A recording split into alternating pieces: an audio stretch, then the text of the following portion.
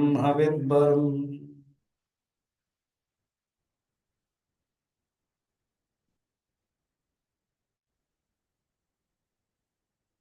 10 number में भगवान कहते हैं जो सात्विक त्याग है उसका लक्षण क्या है ना। एक तो सत्व गुण से संपन्न है वो। दूसरा है मेधावी हो। मेधावी यहाँ पर आत्म ज्ञान विषय में वो कुशल है। आत्मज्ञान के विषय में चिंतन करने वाला है। मेधा शब्द आत्मज्ञान रूप प्रज्ञा। आत्मज्ञान रूपक प्रज्ञा जिसके पास है वो मेधावी। छिन्न संशय, उनके अंदर से जो संशय वो छिन्न हो गया है और वो है नहीं। तो ये 10 तक का बताया। और उनके अंदर जो दो प्रकार कर्म है, कुशल और अकुशल।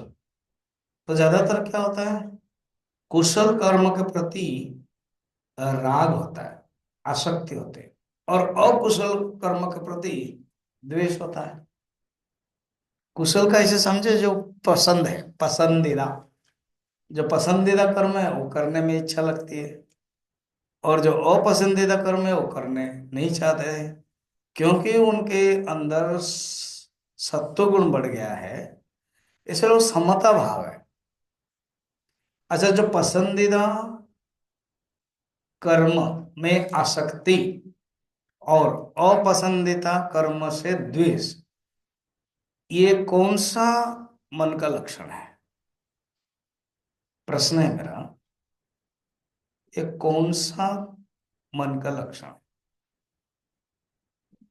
हाँ? इस लेवल हाँ? बुद्धि के लेवल मन का। मन के कौन सा मन का लक्षण है? तामसिक। तामसिक विचार नहीं कर पाता, पसंदीदा और पसंदीदा विचार नहीं। राजसिक ऑटोमेटिक जो बचा हुआ है। सात्विक तो होगा नहीं, क्योंकि सात्विक तो 10 नंबर में बता रहे हैं कि उनके अंदर से ना द्वेष है और ना आसक्ति है। सात्विक त्याग, सात्विक व्यक्ति।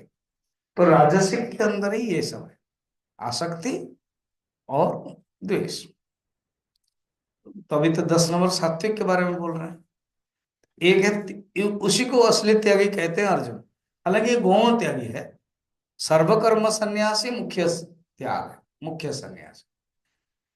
मगर कोई गृहस्थ भी हो या सन्यासी भी हो, अगर उसके अंदर सात्विक गुण हो गया और वो कर्म करता है, कर्म छोड़ता नहीं है, और सत्व समाविष्ट, ये इंपॉर्टेंट है। सत्व गुण में आविष्ट है। सत्व गुण में आविष्ट माने उसका मन प्रसन्न है, उसका मन ट्रांसपेरेंट है। आत्मा के बारे में, जगत के बारे में, कर्म के बारे में, कर्म फल के बारे में वो सोच सकता है, विचार कर सकता है। ये है सत्व समाविष्टा। जैसे पानी क्लियर है तो उसका रिफ्लेक्शन पड़ेगा। पानी अगर क्लियर नहीं है तो रिफ्लेक्शन नहीं पड़ेगा। तो सत्व का अर्थ ही है, 14 चैप्टर में देखा था, सत्व। सत्व जायते। सत्व क्या है? प्रकाशम, निर्मलम, ये सब लक्षण है सत्व गुण। तो सत्व समाविष्ट एक, मेधावी दो, छिन्न संशय तीन। अर्थात जीवन में उसका मोह संशय नहीं है। कुशल कर्म में आसक्ति नहीं है, कुशले न अनुसज्जते चार। और अकुशल कर्म में द्वेष नहीं है, पांच। ये बताया। ठीक। अब आगे देखते हैं, तो अभी क्लियर हुआ। इसका अर्थ है सात्विक त्याग को ही त्याग करना चाहिए, राजसिक नहीं। ये तामसिक नहीं। तामसिक और राजसिक में त्याग में अनिष्ट है।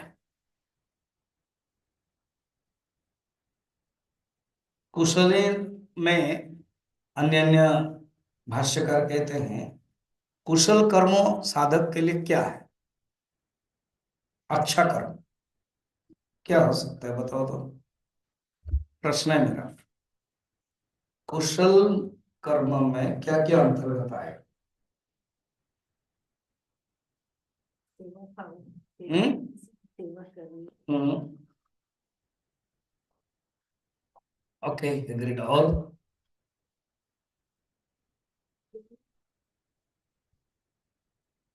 ज्ञान प्राप्त करना कर्मों में नहीं आएगा ना। कहते कर्म, कुशल कर्म, अच्छा कर्म क्या क्या हो सकता यज्ञ दान है? Yes, good. यज्ञ, तप दान, तप कर्म है। ज्ञान प्राप्त करने के लिए जितने आनुषंगिक कर्म है, अभी ये जो आप स्टडी क्लास माने ज्ञान यज्ञ अटेंड कर रहे हो, ये कुशल की अकुशल?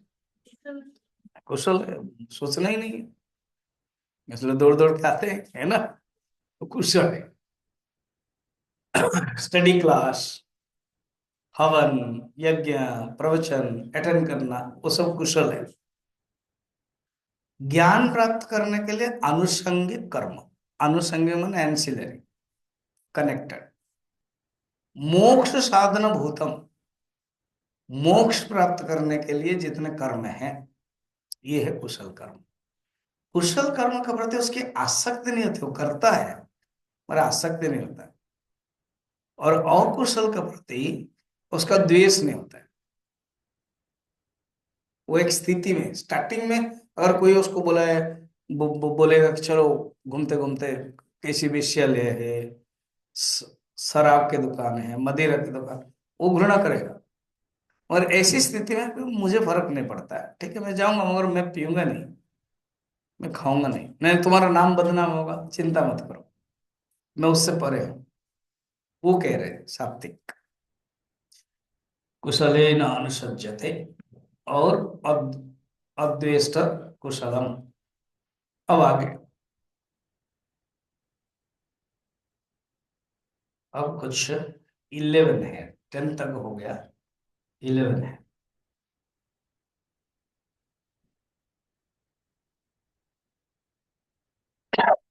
कहते हैं ये जो तामसिक और राजसिक त्याग ही मनुष्य करता है, वो असली रूप में त्याग नहीं है। और एक सुनो अर्जुन, मैं ऑलरेडी तृतीय अध्याय में बताया था, कोई भी मनुष्य, साधारण मनुष्य जो कर्म करता है, वो संपूर्णतः त्याग नहीं कर सकता है। अगर तामसिक त्याग भी कर रहा है, राजसिक भी त्याग भी कर रहा है, मगर संपूर्ण वो त्याग नहीं कर सकता है। कारण क्या है? वो फिलोसफी बता रहे, दर्शन, विचार। कहते हैं जो देह प्रति आसक्त रहता है अज्ञानी व्यक्ति, वो बिना कर्म में रह नहीं सकता। तृतीय अध्याय में है, कौन सा श्लोक बता सकते हो? क्या हुआ, खोलो, बैठने से नहीं चलता है। तृतीय अध्याय का कौन से श्लोक है? बिना कर्म में एक क्षण भी नहीं रह सकता, स्टार्टिंग में ही है।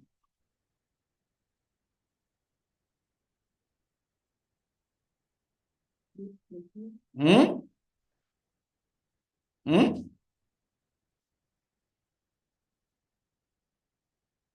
तृतीय अध्याय में एक श्लोक है, वेरी गुड।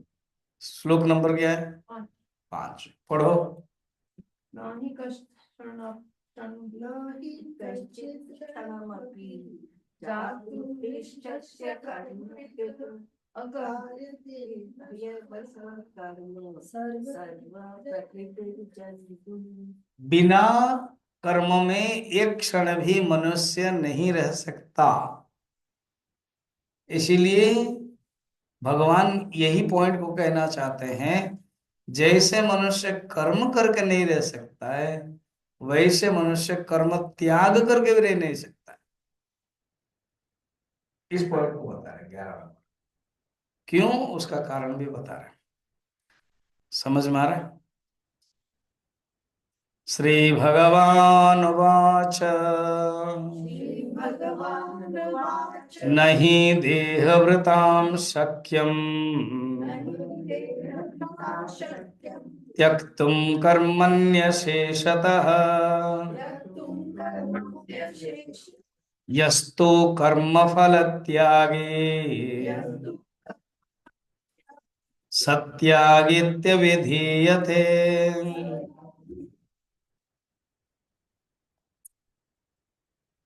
कर्माणि त्यक्तुम न सख्यम, कर्म का त्याग करके नहीं रह सकता है। इसी को ही दूसरे भाषा में कहा बिना कर्म में नहीं रह सकता है। तृतीय अध्याय का 5 नंबर को याद रखो। और इसमें कोई फर्क नहीं है। यहाँ यहाँ क्या बोल रहे हैं, कर्म को त्याग बिना नहीं रह सकते, और वहां क्या बोले, बिना कर्म में रह नहीं सकते हैं। एक ही क्यों, वहां कारण क्या था, उसी में आंसर है। नहीं कश्चित क्षणमपि जात तिष्ठति अकर्मक। उसके बाद क्या है, कार्यते हवशः। वो जबरदस्त करना पड़ रहा है उसको, चाहता भी नहीं है फिर भी कर्म करना पड़ता है। ये कार्यते यह सब मेन इंपॉर्टेंट है, वो है उसकी वासना। अच्छा, हम प्रत्येक मनुष्य ना सोना पसंद करता है। ऐसा कोई व्यक्ति है जो सोना पसंद नहीं करता है? दिन वाला भी रात वाला भी। दिन वाला माने और रात वाला माने, अगर थोड़ा सा डिफर किया जाए, डिफरेंशिएट, पुरुष लोग रात वाला सोना ज्यादा पसंद करते हैं और स्त्री लोग, बोलो ना, दिन वाला सोना ज्यादा पसंद करते हैं। दिन वाला सोना होने समझ में आ रहा है कि नहीं? सोना अच्छा सोना नहीं पसंद करते मजा है ना, अर्थ ये इंटरेस्टिंग है, सोना। तो अच्छा, अभी मैं गोल्ड वाला सोना दिन वाला नहीं बोल रहा हूं, मैं रात वाला। पुरुष हो स्त्री हो, दिन में हो रात में भी हो, जब सोता है मनुष्य उसको तो आनंद आता है। उठता क्यों, क्यों उठता है? क्योंकि उसको कर्म कुछ भी नहीं हो तो फिर ब्रश करो, अठना खाओ, फिर खाना खाओ, फिर बाद में सोऊंगा, मगर इतना तो करना पड़ेगा। तो कार्यते ह्यवश कर्म, देखो वो आंसर भगवान दे रहे हैं। कर्मों में वो जबरदस्त कर्म करना पड़ता है उसको, क्योंकि उसकी वासना, हम लोगों की वासना है। वासना खत्म, कार्य खत्म। अच्छा, उसके पीछे पेट्रोल कौन है ना, कहते हैं प्रकृति जयी गुण ही। नेक्स्ट श्लोक देख, नेक्स्ट चरण देखना। कार्यते ह्यवश कर्म प्रकृति जयी गुण ही। प्रकृति से उत्पन्न जो गुण है, कितने गुण है? सात्विक राजसिक तामसिक। तो सात्विक गुण के कारण उठता है, ध्यान करता है, पूजा करता है। राजसिक गुण के कारण वो अपना कर्म करना चाहता है। तामसिक गुण के कारण वो तो सोना चाहता है, फिर भी क्यों से उठता है? क्योंकि फिर सोने के लिए फिर उठता है, सोने के लिए उठता है, खाता है पीता है फिर सो जाता है। इसको भगवान जो तृतीय अध्याय 5 नंबर में बताया था, यहां पर एक वेदांत के सिद्धांत को प्रकट करके बता रहे हैं। वो शब्द है, बताओगे कौन? 11 नंबर श्लोक में एक शब्द है जिसमें छिपा हुआ है। हम्म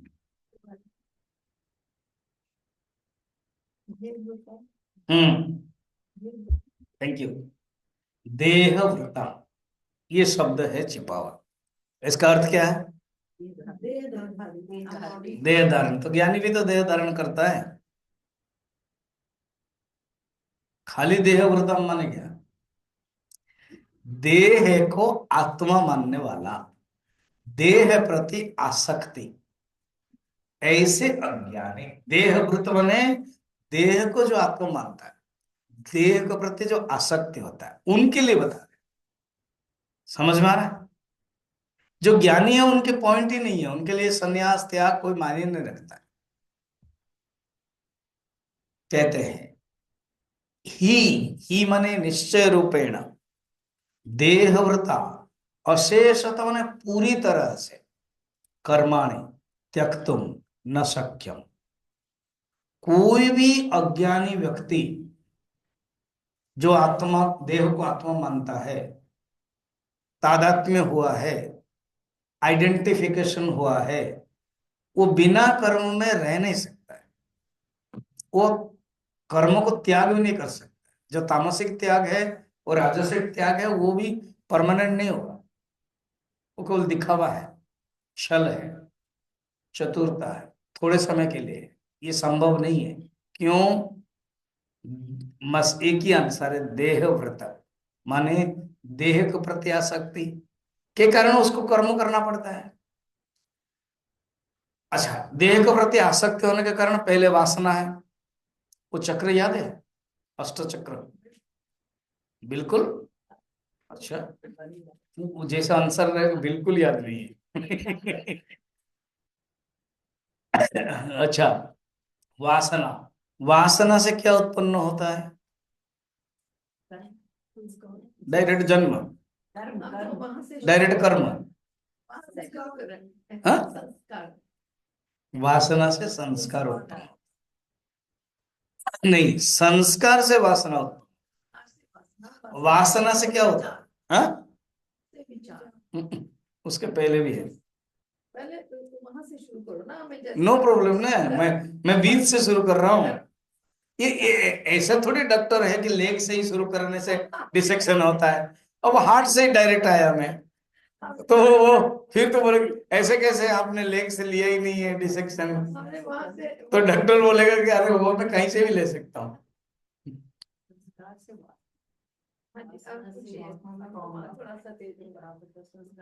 अच्छा ठीक है, अभी इनकी बातों में, क्योंकि वो हार्ट से डिसेक्शन अभी पता नहीं, अभी शुरू से डिसेक्शन पता है। फर्स्ट है कर्म, नंबर 1। नंबर 2 फल। नंबर 3 भोग। नंबर 4 नहीं संस्कार। संस्कार। नंबर 5 वासना। नंबर 6 यहीं पर तो अटक गए थे। संकल्प। 6 नंबर। उसके बाद क्या है? विचार। और उसके बाद क्या है? कामना या भावना। फिर क्या हो गया? कर्म। तो कर्म को अगर 1 नंबर में लिए तो जरूर कामना या भावना 8 नंबर हो जाएगा, तो अष्टचक्र है। इसी को ही भगवान बुद्ध देव ने 12 चक्र के नाम पर लिया था। मैंने प्रवचन दिया था, धर्म चक्र, द्वादश धर्म चक्र। उनका अपने एक स्टाइल के कुछ कुछ शब्द है। उसका नाम भी है प्रतित्य समुत्पाद। प्रतित्य माने आश्रय रख करके, निर्भय करके। समुत्पाद्य माने उत्पन्न होना। समुत्पाद, पाद्य नहीं, समुत्पाद। उन्होंने धर्म चक्र कहा। कहा है कि जन्म मरण का 12 पॉइंट है। वेदांत ने इसको 8 में हम लोगों ने रखा। शंकराचार्य तो 3 में ही रखे थे। अविद्या काम कर्म, अविद्या काम कर्म, इसको याद रखना। अविद्या काम कर्म चक्र। कर्म 1 नंबर, काम 7 नंबर, नहीं 8 नंबर होगा, और अविद्या 6 नंबर। बस उसी को उन्होंने पकड़ लिया। अविद्या माने वासना 5 नंबर होगा ना। कर्म, फल, भोग, फिर संस्कार 4, एंड वासना 5। 5 नंबर। शंकराचार्य ने तीनों ही मुख्य दिया। अविद्या काम चक्र, कार्यतः, कारणतः, ऐसे करके शंकराचार्य बार बार बताए। कभी कभी कभी काम चक्र बता दिया, इसका अर्थ है अविद्या काम कर्म। कभी कभी कर्म चक्र होता है, इसका अर्थ है अविद्या काम। ठीक। तो विचार से, वासना से संकल्प होता है। तो मनुष्य कर्म क्यों करता है? मनुष्य मरता क्यों नहीं है तुरंत? क्योंकि उसकी वासना है, और वासना के कारण संकल्प होता है, और संकल्प के कारण विचार आता है, विचार का कारण भावना आती है, और वो भावना राग द्वेष के रूप में आती है। अभी अभी 10 नंबर में देखा था ना, कुशल कर्मों में राग होता है, अकुशल कर्मों में द्वेष होता है। ये राजसिक और तामसिक में, विशेष करके राजसिक व्यक्ति का है। तो ये राग द्वेष से फिर वो कर्म करना पड़ता है उसको। कुछ कर्म नहीं करता है, कुछ कर्म करता है। जहां राग है कर्म करता है, जहां द्वेष है कर्म नहीं करता है। इसीलिए बिना कर्म में रह नहीं सकता है, इसीलिए कर्म का त्याग कर नहीं सकता मनुष्य। नहीं देहव्रताम अशेषता कर्माणि तक तुम न शक्यम तस्मात् देयरफॉर, देयरफॉर कुछ बताना चाहते हैं। देयरफॉर यह तू कर्म फल त्यागी, अगर कोई कर्म फल को त्याग किया ना अर्जुन, उसको हम त्यागी ही मानेंगे। क्योंकि कर्मफल त्याग में उसकी वासना, उसके राग द्वेष, उसकी आसक्ति, उसका अहंकार सब नष्ट होता है। कर्मफल त्यागी को असली त्यागी हम मान लेंगे। हालांकि ऐसे समझो, त्याग दो प्रकार है। एक है सर्व कर्म संन्यास त्याग, और एक है कर्म फल त्याग। तो जो कर्म फल त्याग वो गौण दृष्टि से, और सर्व कर्म संन्यास वो ज्ञान होने के बाद मुख्य संन्यास। अर्जुन का सर्वकर्म संन्यास मुख्य संन्यास के लिए नहीं है, इसलिए उतना क्वेश्चन नहीं है। क्वेश्चन है संन्यास माने क्या है और त्याग माने क्या है। भगवान ने उत्तर दिया है, याद रखना। संन्यास माने कर्म के दृष्टि से त्याग, और त्याग माने फल की दृष्टि से त्याग। ये दोनों पॉइंट रखना है। संन्यास माने क्या? कर्म का त्याग, और त्याग माने फल का त्याग। फल का त्याग। तो कर्म फल त्यागी सत्यागी इति अभिधीयते, उसी को ही त्यागी समझना चाहिए। ये मैं तुमको बता रहा हूं। और थोड़ा सा विचार करें। ये जो देह व्रत है वो, गीता के ये श्लोक में जाइए, तृतीय अध्याय में कहते हैं एक दृष्टि से भी तुम बिना कर्म में रह नहीं सकते। उसमें कहते हैं शरीर यात्रापि, बोलो नंबर क्या है? शरीर यात्रापि न प्रसिद्धेद कर्मणः, शरीर के यात्रा के दृष्टि से भी तुम्हें बिना कर्म में रह नहीं सकते। 8 नंबर, वो जो नियतम कुरु कर्म तुम बताया था ना, तो देखो तुम्हारा शरीर यात्रा तो चलनी पड़ेगी ना। अब शरीर यात्रा के लिए नौकरी करना पड़ता है, शरीर यात्रा के लिए खाना पीना करना पड़ता है। वो है शरीर यात्रा, जर्नी ऑफ द बॉडी। शरीर यात्रा के लिए उठना, खाना पीना, बैठना, घर में रहना, कर्म करना, उसके लिए ये सब करना पड़ता है। तो देहादि का आश्रय करके ही तो मनुष्य कर्म करेगा। अनुकूल वस्तु के प्रति प्रिय, प्रतिकूल वस्तु के प्रति द्वेष रहता है। जीविका निर्वाह करने के लिए, देह का भरण पोषण करने के लिए भी प्रयत्न करना, कर्म करना आवश्यक पड़ता है। अगर कोई हठपूर्वक भी त्याग करे तो वो बाहर का त्याग होगा, सचमुच त्याग नहीं होगा। ये भगवान बता रहे हैं। अब आगे 12 नंबर में, ऐसे जो व्यक्ति है जो कर्म त्याग नहीं कर पाता है,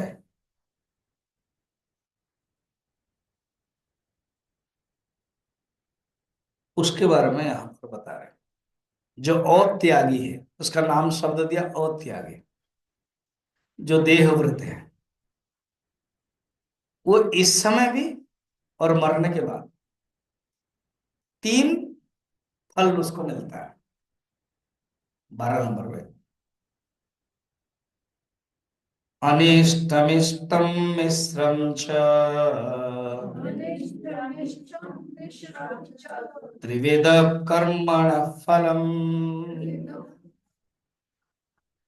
भवत्यत्यागिनां प्रेत्य भवत्याज्ञानिनां प्रेत्य न तु सन्न्यासिनां क्वचित्।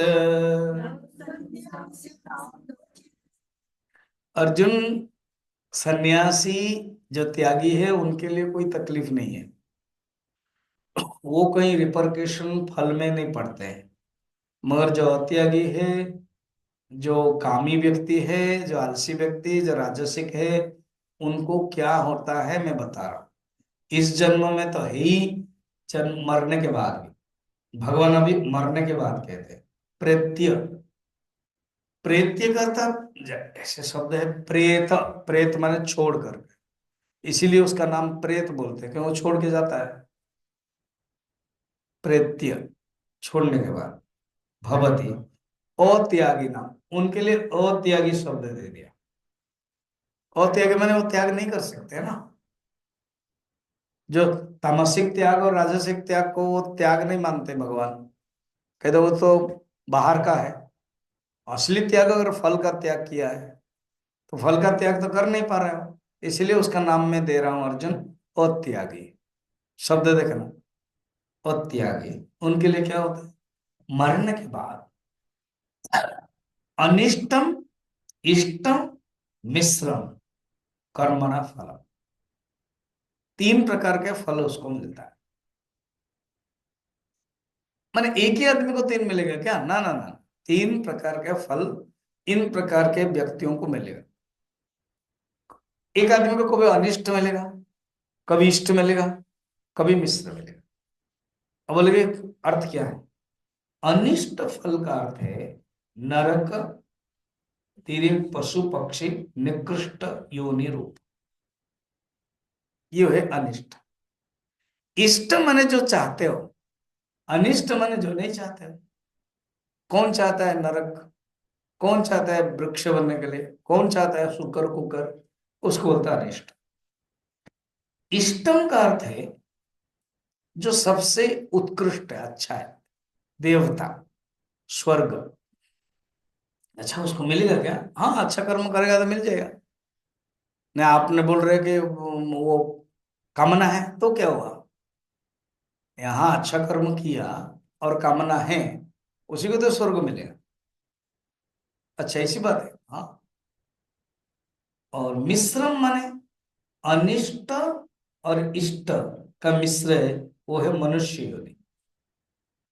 हम लोगों के अंदर दोनों ही है, पाप है और पुण्य है, इष्ट है और अनिष्ट है। फलम, फलम की परिभाषा शंकराचार्य बड़े सुंदर में देते हैं। पता है क्या है? देखना, बाह्य अनेक कारक व्यापार निष्पन्नम सद अविद्याकृतम इंद्रजाल माया उपमम महामोहकरम प्रत्यक आत्मा उपसर्पी इव फल्गुतया लयम अदर्शनम गच्छति इति फलम, इति फल निर्वचन। अर्थ क्या हुआ कि कोई भी कर्म, कोई भी कर्म जब करते हैं, हाँ, तो कोई भी कर्म जब मनुष्य करता है, वो कर्ता, कर्म और क्रिया अनेक कारकों द्वारा संपन्न होता है। बिना कर्ता से कर्म होगा क्या? नहीं। फल पाने के लिए कर्म जरूरत है, बिना कर्म में फल मिलेगा क्या? नहीं। फिर क्रिया, बिना क्रिया से फल मिलेगा क्या? जमीन में हम काम नहीं करेंगे और फल मिलेगा? नहीं। तो कर्म, कर्ता, क्रिया आदि कारक, ये सब कारक है, फैक्टर है। इसके द्वारा ही निष्पन्न होता हो कौन? फल। और बाजीगर की माया के समान ये माया के समान है नहीं, दिखाई नहीं देता, एंड सचमुच है नहीं, मगर है, दिखाई देता है। ये फल ऐसा है, अविद्या जनित है। ये जो अविद्या जनित है ये फल, और महामोह कारक है। शंकराचार्य इतने परिभाषा दे रहे हैं फल की। फिर जीवात्मा के आश्रित से प्रतीत होता है। ये फल किसके लिए है? जीवात्मा के लिए है। इसलिए प्रत्येक आत्मा उपसर्पी, उपसर्पी माने आश्रित। फिर इव फल्गु तयालय, फल्गु माने सार रहित, तुच्छ, ये शब्द है। फलम शब्द माने फल्गुतया लयम भवति। फल्गु माने शब्द याद रखना, तुच्छ, सारहीन, असार। जगत में सार ही केवल भगवान का नाम है, बाकी सब असार है। फल्गुतया, जो नष्ट हो जाता है उसका नाम फल है। सार रहित होने के कारण तत्काल ही नष्ट हो जाता है। फल्गुतया माने जल्दी, सारहीन है, तुच्छ है, उसको फल कहते हैं। तो ऐसे जो फल है वो तीन प्रकार का फल है, और त्यागियों के लिए मरने के पीछे मिलता है। मगर ज्ञानियों को प्रश्न नहीं है, न तो सन्यासी नाम क्वचित।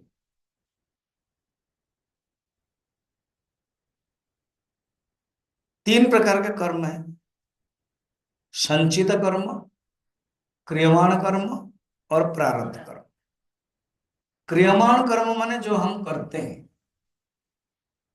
जो कर्म हम करते हैं, क्रियमाण, क्रियमाणानि अर्थात जो हम करते हैं।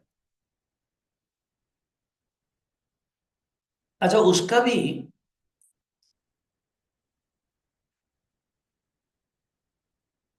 दो भाग होता है। एक है फल अंश और एक है संस्कार अंश। क्रियमाण का फल देता है और एक संस्कार दे देता है। फल अंश भी दो प्रकार है, दृष्ट फल एंड अदृष्ट फल। दृष्ट माने जो दिखाई देता है, अदृष्ट माने जो दिखाई देता है। दृष्ट फल भी दो प्रकार है, तात्कालिक और कालांतरिक। तात्कालिक माने क्या है? सो भोजन किया और तुरंत मिठास लगा। और कालांतरिक माने बीज बोया और इंतजार करना पड़ेगा पेड़ के लिए। ये फिर जो अदृष्ट फल है ना, वो भी दो प्रकार है, लौकिक, पारलौकिक। लौकिक माने क्या है कि अदृष्ट,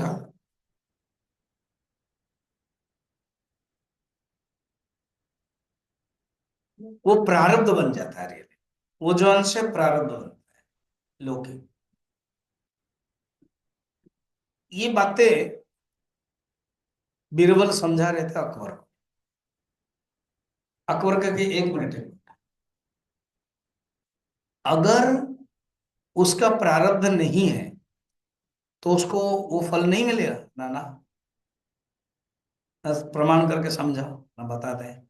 चलिए शाम को घूमने के लिए जाते हैं, और आप थोड़ा आदेश दीजिए, सोने के असर भी आप थोड़ा सा आप रखिएगा इसमें। आप रखिए, वो आप मुझे प्रश्न पूछा, मेरा अपने स्टाइल उत्तर देने का, रखिए। एक ब्रिज आया, पुराने जमाने का लकड़ी का ब्रिज, वो छोटा सा, सांकृति।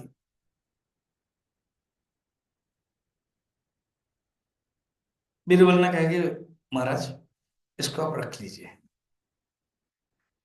अभी लोग आएंगे, एक होगा जिसका प्रारब्ध नहीं है, ये नहीं मिलेगा उसको, और एक है जिसके प्रारब्ध है, उसको मिलेगा।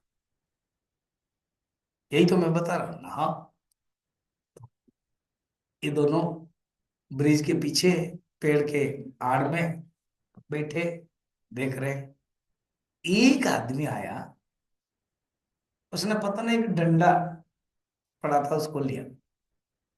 तो भी अकबर पूछ रहे कर क्या रहे? ना धैर्य देखिए ना। तो डंडा लेकर के उसने सोचा कि मैं अंधे का नाटक करूं। उसने आंख बंद करने लगा और अंधे का नाटक करके ब्रिज पार किया। पोटली वहां पड़ा है, मिला क्या उसको? उसी उसका प्रारब्ध ही सही है। नहीं तो डंडा मिला, डंडा देखते उसके मन में सोचा कि डंडा पकड़ूं, अंधे कैसे करते हैं।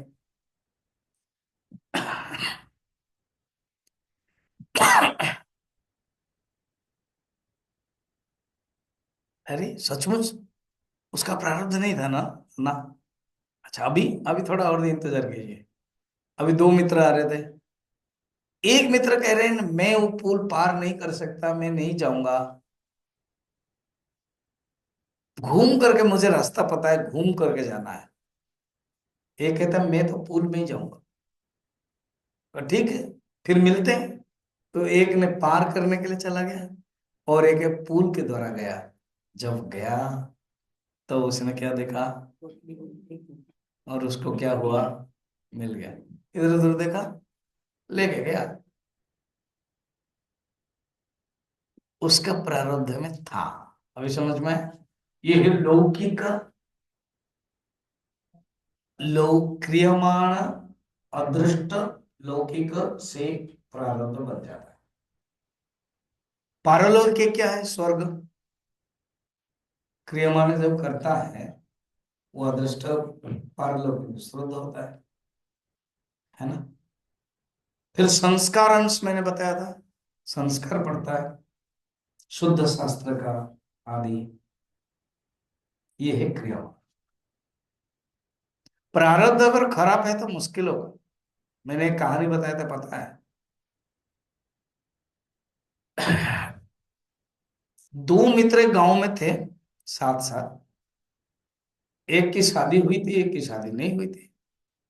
जिसकी शादी हुई थी वो दूसरे के साथ, जिसका शादी नहीं होता उसके साथ उसके पत्नी का लफड़ा था।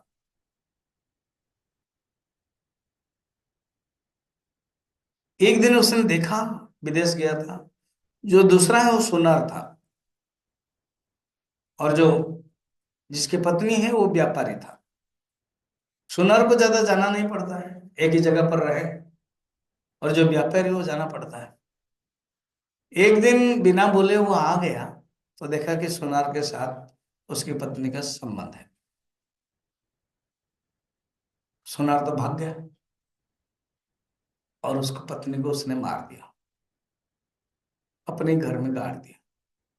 कुछ साल चल पड़ा, मगर दुखी था। मित्र भी था, वो भी दुखी था। अब एक दिन रात में 12 बजे से वो उठा तो देखा एक पुलिस सुनार को, आदमी को मार करके सोने का जितना ट्रंक है वो लेके जा रहा था। उसने सोचा जो भी हो मित्र है, मैं बचाऊं। कहा कि गलत कर रहे हो, ये गलत बात है। उसने चुपचाप मेरी बात मान लो, ये ट्रंक तुम भी पकड़ो और तुमको जो देना है हम दे देंगे। बोले नहीं, मैं नहीं मानू, मैं पुलिस को खबर दूंगा। बोले मैं ही तो पुलिस हूँ, तुम क्या पुलिस को खबर दोगे? करके उसने क्या किया, बेल व्हिसल लगाया। दूसरे पुलिस आए, कहा ये इसने ही सोनार को मारा, चलो इसको जेल देते हैं। बांध दिया। अब है कोर्ट में गया, फांसी लिख दिया जज ने। वो आकर के जज से मिलते हैं। जिस ढंग से वो सरल भाषा में बड़े विनय के बाद बोलता है तो जज समझता है ये सही बोल रहा है, मारा नहीं इसे। पुलिस लोग हैं मगर प्रमाण चाहिए मुझे, बिना प्रमाण में जज भी कुछ नहीं कर सकता है। उन्होंने कहा ठीक है, फांसी में कुछ दिन के बाद दूंगा। फांसी तो हो गया है, मगर मैं जांच करना चाहता हूँ घटना क्या है। मैं जैसे प्लान करूंगा तुम वैसे कर लेना। तो नेक्स्ट डे अगेन जेल में है, मैंने कोर्ट में। पुलिस भी है, दो तीन जो मिले हुए थे, ये भी है। एक आदमी दौड़ दौड़ करके आ रहा है और कहा कि जज साहब, मेरा बेटा को किसने मार दिया और उसका खून हो रहा है, आइएगा। तो जज ने आदेश दिया उस चोर को, माने जो आदमी को, जिसको चोर के नाम पर फांसी दिया जा रहा था, और दो पुलिस को, ताकि और इस आदमी को तुम भी अपने बेटे जो मरा हुआ है उसको ले आओ। तो चार लोग हो गए, लेके आ रहे। इसी बीच में पुलिस ने ताना मारा इसको, देखा मैं बोल रहा था थोड़ा कुछ धन ले लेता, तुमने माना नहीं, अब फांसी हो गया ना तुमको। उसने कहा देखो, सही रूप में मैंने मारा नहीं, मारा आपने, और पुलिस होने के कारण बस मुझे आपने इसे दिया। ऐसे बातें हो रही थी। वो जो शव है वो कोर्ट को लेके आए गए। अब पूछा गया, बताओ कौन क्या बोला। तो बाप ने भी बोला बेटा सचमुच मरा नहीं था, सो गया था, माने लेटा हुआ था। वो भी उठ गया। सब आश्चर्य है कि इन्होंने ये बोला, इन्होंने वो बोला। तुरंत दो पुलिस को बंद कर दिया गया कि गलती तुमने किया है, अब तुम्हारे अभी जांच होगी कोर्ट में, जो होगा फल। मगर जज ने कहा कभी मैं गलत फल नहीं देता हूं, आज्ञा नहीं देता हूं। तुमने मारा नहीं, ये प्रमाण हो गया, मगर मेरे हाथ से फांसी देने का लिखा हुआ है। बताओ सच सच, तुम इन कुछ सालों में कुछ गलत किया क्या? नहीं तो मेरे हाथ से फांसी तुमको नहीं लिखाई देता, बताओ सच सच। तब उसने बताया जिस सुनार के बारे में बातें हो रही है वो मेरे पत्नी के साथ संबंध था। मैं गुस्से में एक दिन आया तो देखा और मार दिया। मैंने अपने घर के ही आंगन में गड्ढा कर दे जमीन में गाड़ दिया। तुरंत पुलिस गए, खोदा गया, बस नरक कंकाल मिला, सही साबित। फिर कहा उनको तो, पुलिस को तो जांच के बाद अदालत फिर देगा, अब तुम्हारा फांसी हो जाएगा। इस कर्म के फल नहीं, पूर्व कर्म के फल। तुम्हें इस कर्म के फल में हम छूट दे देते, मगर जो तुमने अपनी पत्नी को ही मारा था, उस कर्म का फल कौन देगा? कभी ना कभी तो आएगा, किसी रूप में तो आएगा। प्रत्येक व्यक्ति को अगर अपना कर्म का फल अभी नहीं मिल रहा है, जब अगर किसी ने गलती किया उसको मिलेगा ही। अभी किसी ने गलत किया और सरकार के आंखों से झूठ दे दिया, बाद में मिलेगा। कैसे? बेटा होगा अंधा, बेटा होगा पंगु, खुद होगा अंधा, बीमार हो जाएगी, पैरालिसिस हो जाएगी, लकवा हो जाएगा, कुछ ना कुछ कारण आएगा। तो क्रियमाण कर्म, संचित कर्म, प्रारब्ध कर्म, ये नियम है। क्रियमाण जो कर्म करते हैं, संचित जो अभी कर्म करते हैं मगर फल नहीं मिला है, सेविंग से, संचित को सेविंग कहते हैं। अकाउंट में बोलते हैं ना, current account and saving account. Current माने क्रियमाण अकाउंट, सेविंग माने संचित अकाउंट। करेंट अकाउंट क्रियमाण संचित हो करके फल जब देने लगेगा उसको बोलते हैं प्रारब्ध।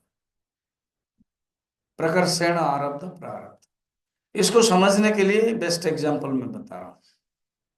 एक शिकारी था, उसके बेटे को कहा कि तुम सारा दिन, मैं जा रहा हूं, जंगल में रहते थे वो लोग बाप बेटे,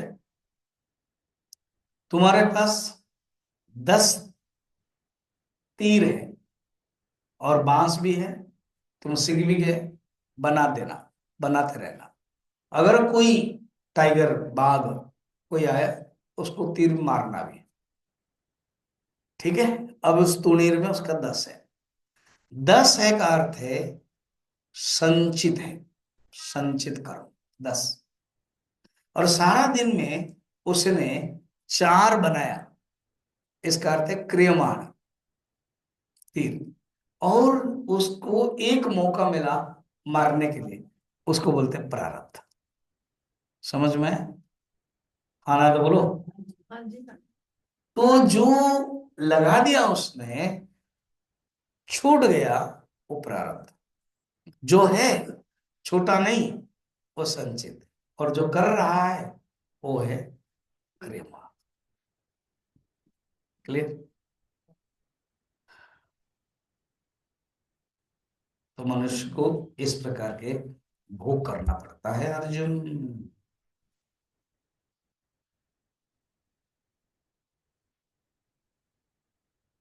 संचित, क्रियमाण और प्रारब्ध।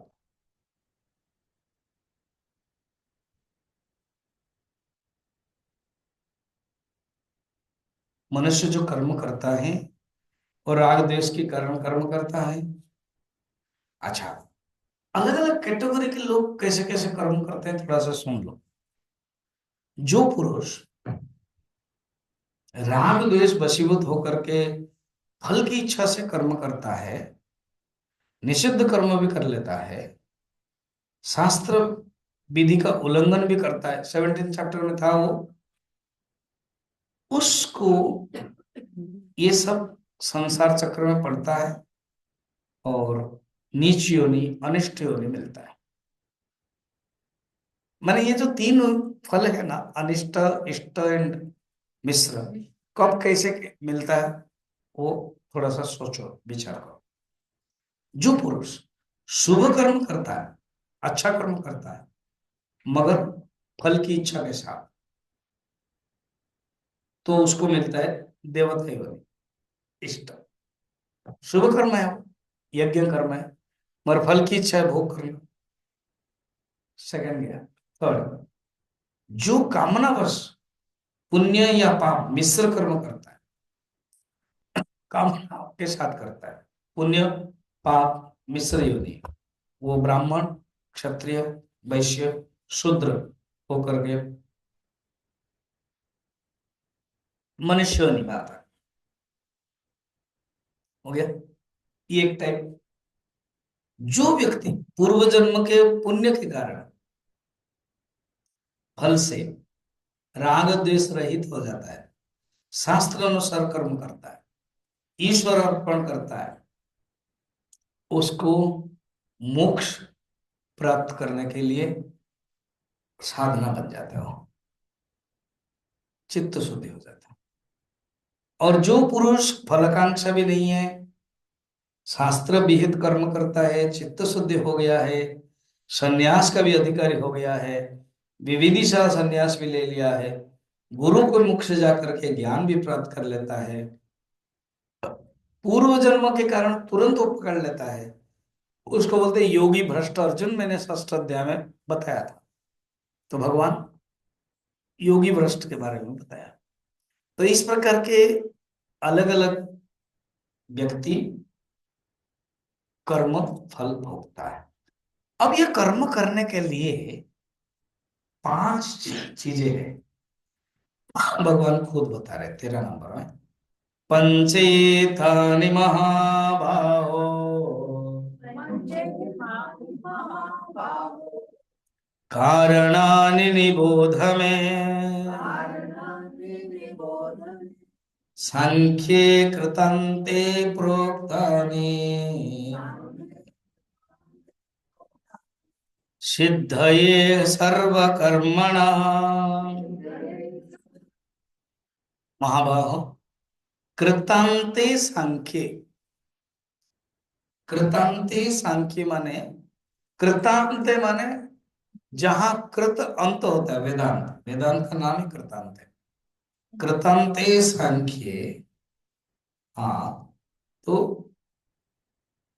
सांख्य सर्वकर्मणा, सब कर्म का सिद्ध पाने के लिए मेरे कथन से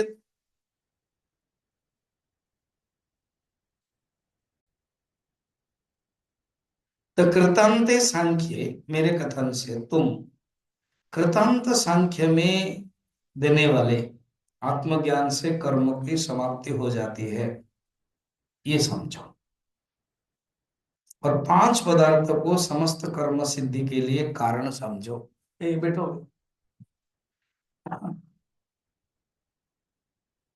अर्थात वेदांत शास्त्र में जो बताया गया है, समस्त कर्म नष्ट हो जाता है, मगर जब तक आत्मज्ञान नहीं हुआ है कर्म करना पड़ता है। तो पांच कारण क्या है जो हम लोग कल देखेंगे ना? श्लोक पढ़ लेते हैं। पांच कारण, उसका डिटेल। अधिष्ठानम तथा कर्ता, अधिष्ठानं तथा कर्ता करणं च पृथग्विधम्, करणं विविधाश्च पृथक् चेष्टा, दैवं चैवात्र पंचमम्। कोई भी कर्म करने के लिए पांच चीजें भगवान कहते हैं। अधिष्ठान एक, कर्ता दो, करण तीन, पृथक चेष्टा चार, एंड दैव पांच। ये क्या है कल देखिएगा। अच्छा, कल इस महीना का ज्ञान यज्ञ समापन, इसलिए गुरु दक्षिणा जो देना है आप कल दे सकते हो।